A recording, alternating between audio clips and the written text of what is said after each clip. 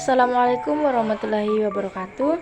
Let me introduce myself. My name is Miranisa with name 240123017 from Makassar State Islamic University, Tarbiyah and Teacher Training Faculty, English Language Education Department.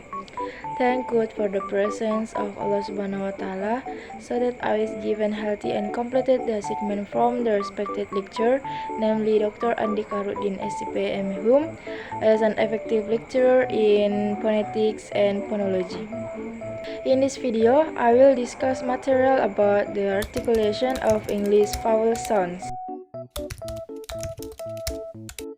Williamson G. 2015 is of the opinion that the production of vowel sounds in English, both American and British, involves 5 main parameters, that is, number 1, openness of the mouth, number 2, tongue elevation, 3, position of tongue elevation, 4, lip shapes, and 5, length of vocalization.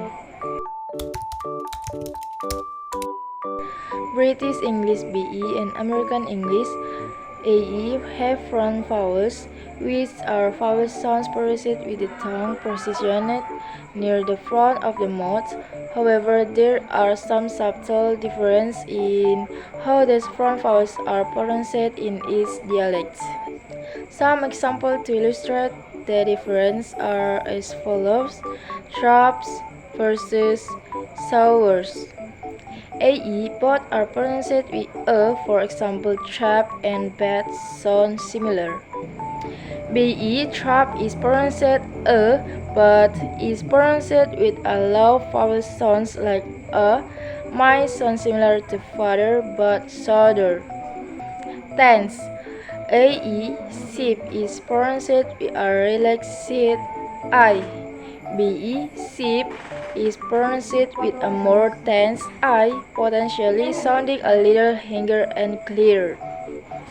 This is a general trend, and pronunciation may vary depending on the specific region and individual speaker.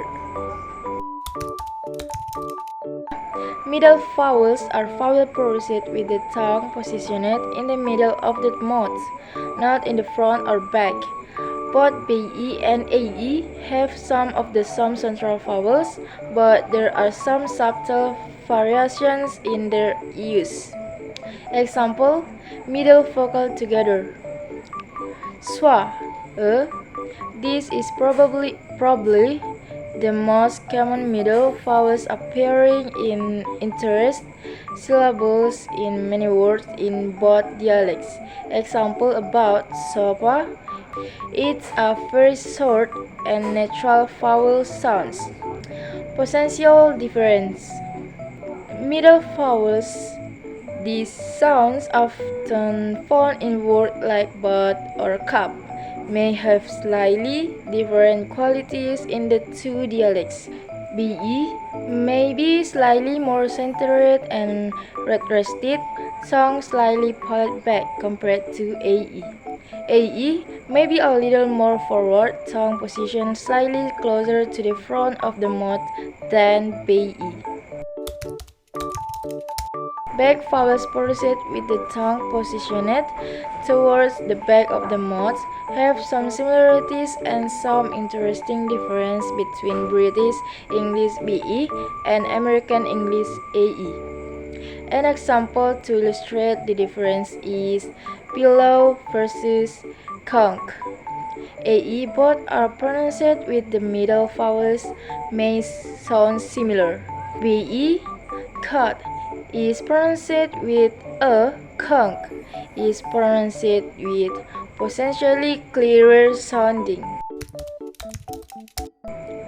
Complex vowel sounds, also known as diphthongs, involves a sliding movement of the tongue within one syllable, transitioning between two vowel sounds. Both BE and AE use diphthongs, but there are several differences in the use of diphthongs and how they are pronounced.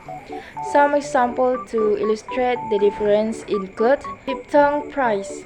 BE price is pronounced with A closer to I. AE price might be pronounced with I close to the I in right. Diphthong options. BE choice is pronounced with A. Some is joy. AE choice may be pronounced with A with a slight schwa sound at the end. Yes, I agree that the three methods you mentioned are powerful and valuable ways to learn English vowel sounds. Here's why each method is beneficial and why using them together can be so effective. Phonetic knowledge. Understanding how vowel sounds are produced with your mouth articulation gives you the basis for imitating them. Phonetics uses symbols and descriptions to explain tongue placement, lip rounding, and airflow, helping you make proper adjustments. Listening to phonetic recordings. Hearing clear, where recorded pronunciation provides a model for you to imitate. This allows you to train your ear to distinguish subtle difference between vowel sounds. Phonetic practice. Actively practicing making your own vowel sound through imitation is very important. By imitating recorded sounds, you can develop the muscle memory and coordination necessary for accurate pronunciation. So guys, maybe that's all the material I explained in this video. Please forgive me for more or less. I hope what I convey in this video is useful and can be understood by my friends. And also thank you to friends and family who support me. I made this video. Thank you. See you next video. Wassalamualaikum warahmatullahi wabarakatuh.